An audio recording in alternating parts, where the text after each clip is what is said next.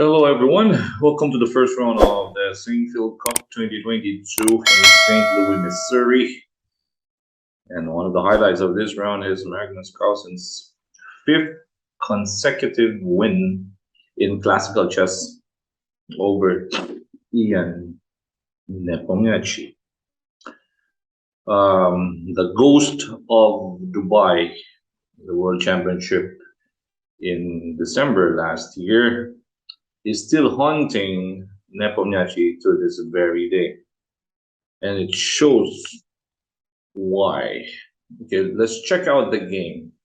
Okay, Magnus started with d4. Nepo went knight f6, c4, e6. Okay, knight f3, d5. Takes.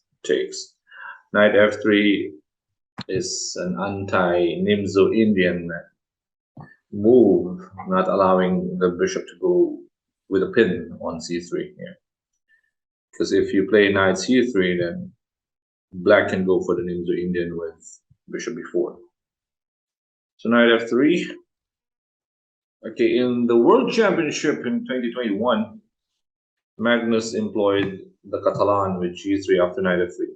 So probably Nepomniachtchi was expecting another Catalan. Takes, but Magnus changed. He played knight c3 and played bishop f4. Something that resembles the London system with bishop f4. Bishop f5. I had a similar structure yesterday against Adley, and unfortunately I lost in the endgame. Just too tired. So after 4 hours of play, the round before, round number 5, I also played more than 4 hours. So it's just too much. Yeah. You really have to be fit physically if you want to go into marathons. Yeah. And Magnus is just so fit. He's ready for it. E3, knight d7, h3, bishop into e7, g4, yeah, bishop e4, bishop e2, queen b6, queen b3. All right, Magnus is ready for the grind.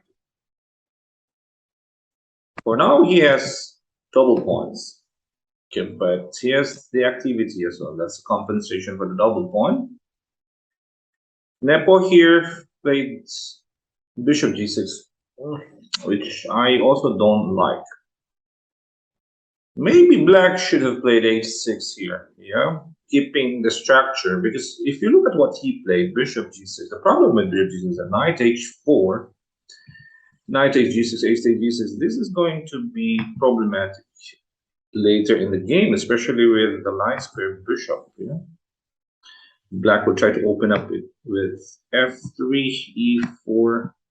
It can be targeted with bishop c4 later in the game, especially towards the end game. So Magnus has visualized that one. H6 b6. So I think h6 was the good move here, the better way to proceed. Because now if white takes on e4, bishop d3, then you can just simplify with bishop d6. Takes. We have better pawn structure. The Carl's bad structure for black, and white a bad double pawn here. And with the nature of the position with the close, I prefer the 2 knights. Yeah. Okay, if let's say king e2, then just simply play a6. That should be fine here. But bishop g6 allows Magnus again. Magnus just needs this minimal advantage, and it will grind you out. Starts with knight h4, bishop b4 takes. All right. Takes f3, control of e4. And now king f2, protecting e3. Moving also out of the pin on e1.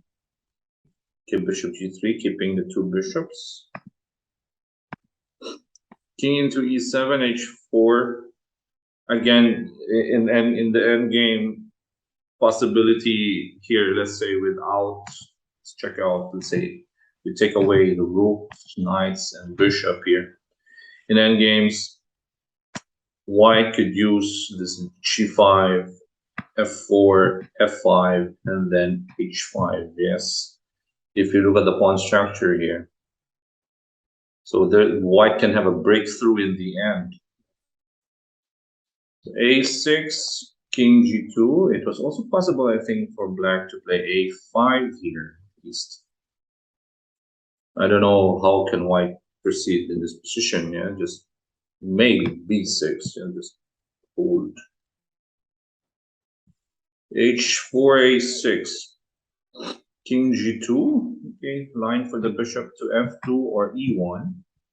Rook to D8, bishop F2, protecting the important D4 square. Bishop D6, bishop D3. And another slight mistake for Nepo. Probably missed Carlsen's idea with knight E4. And he had to go back to D6 because now Carlsen has bishop E1, B4, and knight C5. And with this idea, he panicked and played C5 himself. Here, black could still play king D7, B4, and king C8. It's still not clear. All those space is better for white, yeah, with knight C5 coming up. Let's say knight C5, and this pawn will be a bit of a problem. Although you could hold tight and play knight C7 here. Okay, but anyways, he played C5. Nepo being Nepo, in critical moments, he plays too fast. And that has been his big problem in the previous World Championship, and it's showing it here. Nothing has changed. Takes E5, takes E5. Slight inaccuracy by Magnus. It was better to at least take with the pawn to force the issue. Knight takes, it will just transpose to what happened again, because with knight takes E5 here, Nepo could have captured with the bishop and probably go for D4 here. Although Magnus could play here king G3, let's say takes bishop C4. If you play takes bishop and rook E1, which is still good for white. But with knight E5, to be unclear, I guess. But still, I liked chances for the two bishops, yeah, in an open position. Knight takes C5, takes on C5, bishop D2, this pawn, isolated pawn. Look at how Magnus creates a winning plan here. Rook H8, B4 starts with B4, B5, getting rid of his double pawn, bishop B6, B5. And Nepo had to play A5 because if he captures, let's say the B5 pawn, bishop takes B5, it attacks the rook, you have to move back to H8, bishop B4 is coming, and king has no better place. Go king, let's say king E6, for example, here. I think Magnus can go for rook A1, right? And it's just very good position for white. Should be enough to win. So A5, sacrifice a pawn. Okay, the fact is that white has double pawns. King D6, I don't know. King D6 also. King F2. Rook into E7. Rook D1. Problem. How to solve this? 3 issues. And it's, by the way, the same color as the bishop. Starts with G5, removing the defender of D5. Knight D7, Rook A4, protecting H4. Knight C5 also, okay, maybe the final mistake here. Black could still probably fight with Knight B6, protecting E5, but Magnus could maybe continue with Rook D4 here and F4, E4. Of course, it's still winning. You cannot take on H4. There's a discovered check with F5 here, taking H4 here. Knight C5 runs into Rook G4, King C7, Bishop B1. Alright, the winning move for Magnus. Isolated pawn on D5, Bishop A2 is coming. The rook can also go to D4. Black cannot protect. Even for rook E5, bishop A2. F6 was played. If you protect it with rook D8, the other rook goes D4. Bye bye. Again, next target, this and this, and this will be an outside pass pawn. So he played f6, although the position now is resignable. But Nepo played f6, takes, exchange. Okay, simplify. Magnus now is two pawns up, takes. Knight e3, king g3 to protect the pawn, giving freedom for the rook. Knight e5, nice little trick with rook f4. Nepo played rook d8, another fast move, attacking d5, but Magnus says this intermediate check, the final move with b6, and Nepo resign. Okay, why? If king captures the pawn on b6, this rook takes f6, check. King goes to c5, for example, another pawn falls. And if you go back to c7, there's e4, right? Centralized bishop, f4 is coming, rook takes g6 is coming. This is too much. Too many pawns for white. And I think that loss, the World Championship in Dubai, is still in Nepo's mind.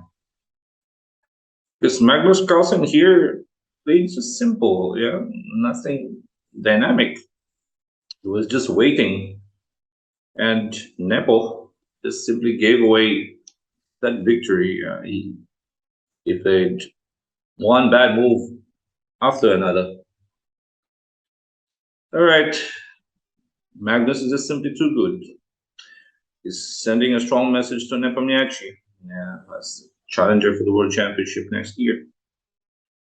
Magnus is not defending it, so we'll see what happens. And here, first round, it's Magnus winning over Nepomniachtchi. All right, guys, thank you for supporting our channel, Charles Chess and Charles Entertainment on Facebook and YouTube. We will continue our coverage of the Sinquefield Cup 2022 in the days to come. This is Coach Oliver. Stay safe, everyone.